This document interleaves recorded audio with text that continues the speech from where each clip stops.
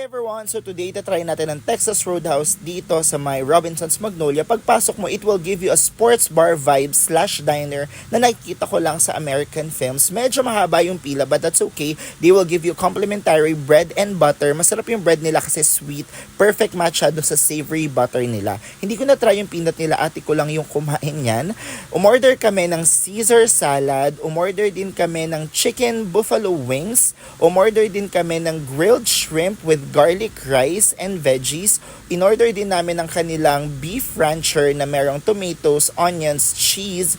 And umorder din kami ng 1 platter of baby back ribs at ang kanilang roasted beef. Ang unang-una kong tinry sa in-order namin ay ang beef rancher kasi yan yung order ko. And I tell you, ang sarap talaga niya.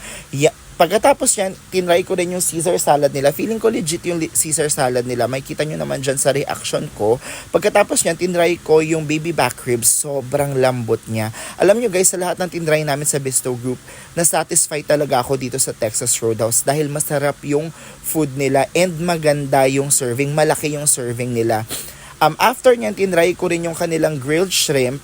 Fan talaga ako ng shrimp. Isa yan sa favorite ko and nasarapan ako doon sa grilled shrimp nila. May kita nyo guys yung roasted beef nila. Sobrang lambot. Ang sarap talaga. Yun lang yung masasabi ko. Alam ng lahat dahil sa video ko like kung sinasabi na mahilig ako sa chicken wings and yung chicken wings sila ay pasok.